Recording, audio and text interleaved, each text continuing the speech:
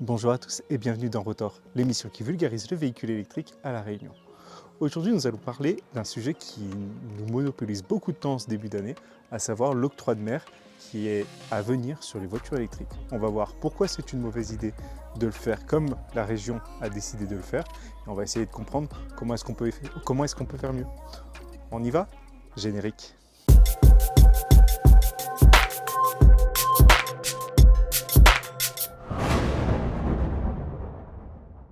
Dans cet épisode, nous allons donc vous parler de l'octroi de mer sur les voitures électriques. Avant de commencer, il est important de noter que Stator se veut apolitique. Le but de cet épisode, c'est pas forcément de taper sur la présidence actuelle de la région ou sur le conseil régional, c'est de leur expliquer pourquoi les choix qu'ils ont faits pour le futur octroi de mer sur les voitures électriques est mauvais. On va commencer par vous rappeler ce que c'est que l'octroi de mer. Si vous êtes réunionnais depuis plus de 5 minutes, normalement vous le savez, mais pour les autres, c'est important de faire quand même le point. L'octroi de mer, c'est une taxe qui agit sur toutes les marchandises qui rentrent à La Réunion. Cette taxe, elle a pour but de protéger la production locale et elle est séparée en deux parties, l'octroi de mer qui va aux communes et l'octroi de mer régional qui finance la région. Quels taux sont appliqués aux voitures, puisque c'est aujourd'hui notre sujet sur Stator. Actuellement, les voitures électriques sont exonérées d'octroi de mer. Les voitures hybrides ont un taux entre 6,5 et 36,5% en fonction de leur cylindrée. Et enfin, les voitures thermiques ont un taux qui varie de 13 à 36,5%, toujours en fonction de la cylindrée. Donc ça, c'est l'état actuel des choses.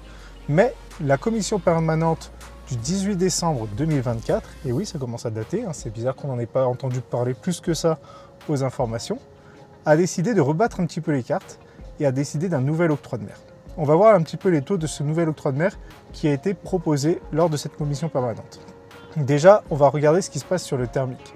Vous le voyez sur la droite, les taux sur la totalité de l'octroi de mer n'ont pas bougé. On est toujours entre 13 et 36,5%. Par contre, ce qui a bougé, c'est qu'on a enlevé 1,5% de cet octroi de mer aux communes et qu'on l'a rebasculé vers les finances de la région. Pour les hybrides maintenant, c'est un petit peu la même chose. On a perdu 1,5% pour les communes qui ont été retransférées vers la région. En deuxième point, ils ont baissé l'octroi de mer sur les véhicules hybrides de plus de 2,5 litres, et ça c'est un point important, on y reviendra après. Et enfin, ils ont ajouté un taux intermédiaire pour les voitures entre 1,5 litre et 2,5 litres qui seront taxés maintenant à 14,5%. Et enfin, sur l'électrique, et c'est là que ça nous intéresse le plus, ça a été choisi de manière complètement aléatoire. Le choix a été porté sur la puissance de la voiture. Donc la région a décidé que les voitures électriques de moins de 150 chevaux n'auront toujours pas d'octroi de mer, elles seront toujours exonérées à 0%. Les voitures électriques entre 150 et 250 chevaux auront un octroi de mer de 8%. Les voitures électriques entre 250 et 400 chevaux auront 14,5% d'octroi de mer. Et enfin, les voitures électriques les plus puissantes, donc celles qui font plus de 400 chevaux, seront taxées à 24,5%. Et là, ça commence à compter sérieusement. Quelle est la volonté de la région derrière cette nouvelle taxe ? La première volonté, c'est de financer le BQP. Il faut savoir que l'octroi de mer est réduit sur les produits du bouclier qualité-prix.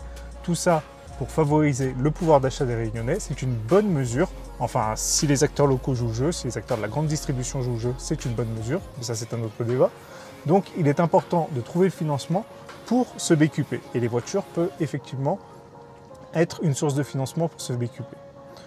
Il voulait mettre en place un octroi de mer vert, c'est-à-dire qu'il voulait impacter les véhicules électrifiés dits les plus polluants. On va voir que la puissance et la pollution, ce n'est pas forcément lié. Ensuite, il voulait mettre en place un octroi de mer qu'on va dire solidaire, c'est-à-dire impacter les véhicules électrifiés les plus chers, les voitures premium, les voitures de luxe, donc les voitures puissantes. Non, ça marche encore pas parce qu'on va voir qu'il y a pas mal de contre-exemples encore une fois. Et enfin, il voulait un octroi de mer juste, à la fois pour rattraper la baisse de revenus à cause de l'électrification et également pour rattraper la baisse de revenus à cause de la perte sur les taxes en carburant, puisque les voitures électriques ne consomment pas de carburant, donc il n'y a pas de rentrée de taxes en carburant pour la région sur ces voitures-là.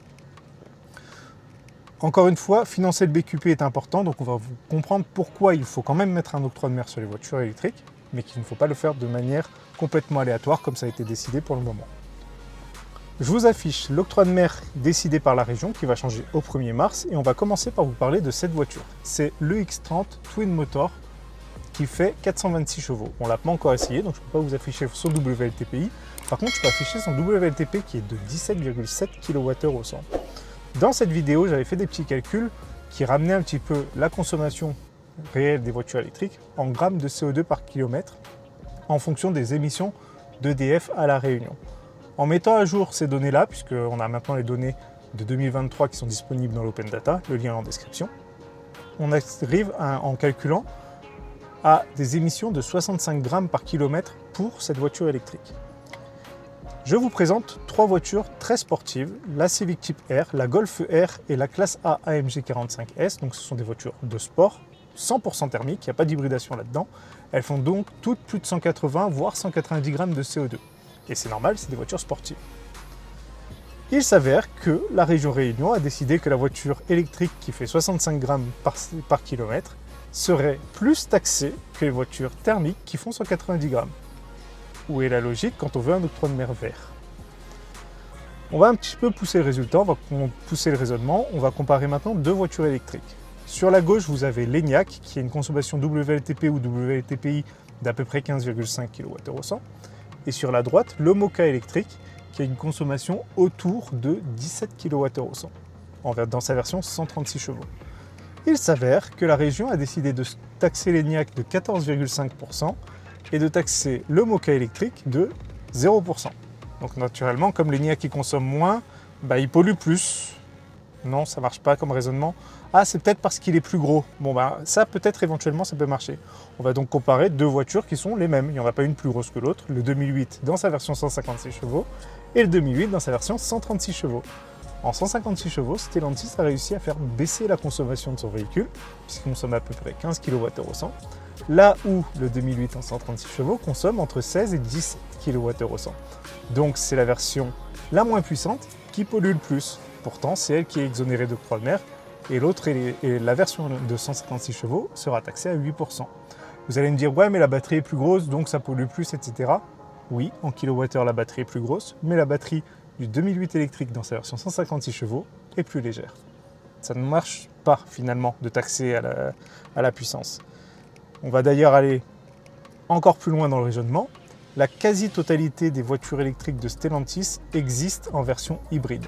Donc toutes les voitures électriques de Stellantis qui ne font pas 136 chevaux ont une version hybride 1,2 litre MHEV, micro-hybride, qui sera, elle, taxée à 6,5%, alors que les autres seront taxées, alors que les voitures électriques seront taxées de 8%. Donc on taxe plus la voiture électrique que la voiture hybride. La voiture hybride, elle consomme du carburant, donc elle émet du CO2. Voilà, c'est logique. Non, bon, moi non plus, je ne comprends pas la logique. On va parler maintenant d'hybride, parce qu'on n'est pas complètement sectaire chez Stator. Je vous affiche encore une fois deux fois la même voiture, une Clio et une Clio. La Clio hybride et la Clio essence. Naturellement, l'essence, c'est une 100% thermique. Et apparemment, l'hybride, ça pollue plus que le thermique. Je sais pas. C'est des décisions de la région, hein. C'est pas de moi qui le dis.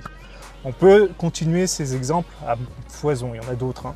Je vous affiche ici, par exemple, des équivalents entre une voiture électrique sur la gauche et son équivalent en hybride rechargeable sur la droite. C'est toujours pareil. L'hybride rechargeable, il consomme du carburant. Et même quand il roule en mode tout électrique, il consomme plus que l'électrique équivalent parce qu'il entraîne avec un moteur thermique qui ne sert à rien. Donc du coup, ces voitures-là polluent nécessairement plus que leur équivalent électrique et sont pourtant taxées moins, puisqu'on voit en rouge la différence de taxe en défaveur de l'électrique. Par exemple, sur le iX1, il sera taxé entre 1,5 et 8% de plus que le X1 hybride rechargeable. Une fois qu'on a parlé d'octroi de mer vert, on va voir aussi que l'octroi de mer se veut solidaire, mais ne l'est pas forcément. Déjà, je vous ai parlé tout à l'heure de ce taux à 34,5 sur les voitures hybrides de plus de 2,5 litres. Il a baissé, on a baissé le taux sur ces voitures-là. Il faut savoir que ces voitures, ce sont exclusivement des hybrides rechargeables, et les 7 modèles qui existent à La Réunion, ce sont ceux que je vous affiche ici. Ils coûtent quasiment tous plus de 100 000 €. En quoi est-ce solidaire de baisser la taxe sur des voitures qui coûtent plus de 100 000 €? Ça n'impacte que ces voitures-là. Je ne sais pas. Pour revenir aux électriques, sur les voitures entre 150 et 250 chevaux qui vont être maintenant taxées à 8%, je vous rappelais dans ma vidéo sur le bonus de 2025 que les voitures devaient coûter moins de 47 000 €. Et certains modèles y arrivent via des remises. Je vous affiche quelques exemples. Une grosse partie de la gamme Stellantis, l'ENIAC, l'ID4, le Kona, les Renault, Tout ça, ça pouvait coûter moins de 47 000 € avec une remise adéquate. Aujourd'hui, sur ces voitures qui font plus de 150 chevaux, vous aurez une taxe d'octroi de mer de 8 voire de 14,5% pour les voitures du groupe Volkswagen. Et cette taxe va faire que les voitures vont coûter maintenant plus de 47 000 €. On ne pourra plus faire la remise pour la descendre en dessous du seuil qui ouvrira le bonus. Donc ces voitures vont être non seulement plus chères à cause de la taxe, mais en plus elles perdent le bonus et sont encore plus chères. Est-ce que c'est vraiment solidaire? Je ne sais pas. Maintenant, on va s'attarder sur les voitures électriques de plus de 400 chevaux.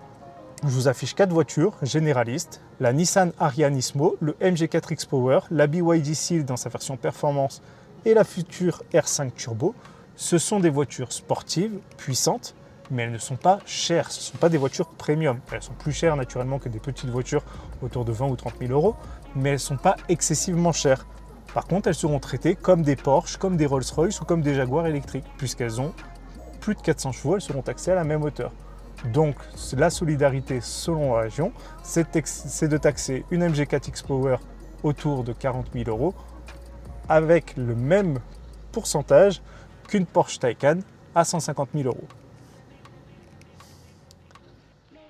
Si maintenant on regarde l'octroi de mer et sur toutes les voitures électriques en général, il est assez simple de trouver des voitures dites généralistes, que ce soit les coréennes ou les véhicules du groupe Volkswagen, qui seront plus taxés que des voitures premium. Par exemple, le Mercedes EQA ne sera taxé qu'à 8%, là où les 4 voitures que je vous affiche, les coréennes dans leur version de 329 chevaux et les véhicules du groupe Volkswagen qui font plus de 250 chevaux, vont être taxés à 14,5%.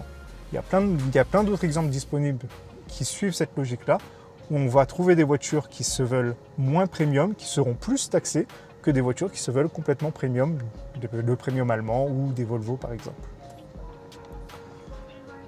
Parlons maintenant de l'octroi de mer juste. Je vous rappelle, la région veut taxer les voitures électriques parce qu'en gros, elles ne payent pas d'octroi de mer, donc il y a une baisse de revenus à cause du fait qu'elles ne payent pas d'octroi de mer. Et en plus, elles ne payent pas de taxes sur le carburant. Je suis tombé en fouillant un petit peu sur Internet sur le compte administratif de la région pour l'exercice 2023. Le lien est en description comme d'habitude. En m'attardant sur cette page, j'ai zoomé un petit peu sur ces points-là. Il s'avère qu'en 2023, la taxe sur le carburant a rapporté 2,5 millions de plus à la région Réunion, soit une hausse de 2%. L'octroi de mer régional, lui, il a baissé de 0,1%. Pour moi, c'est stable.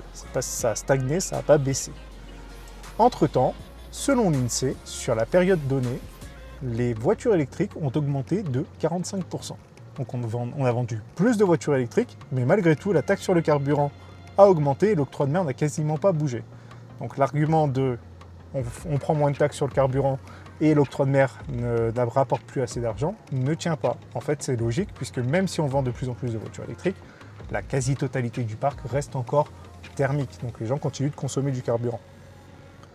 Pire, en février 2025, la rémanence d'octroi de mer sur l'électricité, l'octroi de mer sur l'électricité, moi j'appelle ça comme ça, est passé de 1,03 centimes à 1,61 centimes, soit plus 56%. Je pense que les voitures électriques jouent leur part dans l'octroi de mer, dans les taxations, via cette rémanence d'octroi de mer.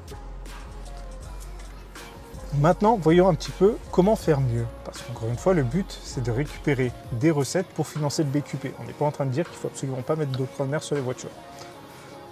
Dans l'état actuel des choses, de ce qu'a décidé la région pouvait espérer environ 8% de taxes sur 13% de part de marché pour les voitures électriques. J'ai enlevé les 14,5 et les 24,5 puisque en nombre de voitures, ça ne va pas correspondre à beaucoup de voitures. Et il y a quelques voitures qui vont compenser, qui sont à 0%. Il existe encore des voitures qui ne seront pas taxées. On va gagner environ 10% de taxes sur 30% des parts de marché pour ce qui est de l'hybride. Sur le thermique, il n'y a aucune modification. Donc en faisant des petits calculs, en multipliant les 8% par les 13%, les 10% par les 30%, au total, la région, je pense, espère gagner 2% d'octroi de mer supplémentaire cette année. Et ces 2% devraient suffire normalement à financer le BQP puisque c'est le but de cette manœuvre. Il s'agirait donc de mettre en place un octroi de mer juste qui rapporterait 2% de taxes supplémentaires. Voilà, pour moi, la logique, ce serait que si l'octroi de mer des voitures électriques et des voitures hybrides augmente, alors l'octroi de mer des voitures thermiques doit aussi augmenter, tout bêtement. Et pour être très simple, si on doit gagner 2% de bénéfices, on n'a qu'à augmenter tout le monde de 2%, les voitures électriques seraient taxées à 2% et tous les autres seront taxés à 2% de plus que ce qu'ils ont aujourd'hui. Ça, ce serait vraiment la base de la base du calcul. Mais moi, j'ai envie d'aller un petit peu plus loin. Si on veut vraiment se faire un octroi de mer vert, il faut taxer les voitures de manière progressive en fonction de leurs émissions de CO2.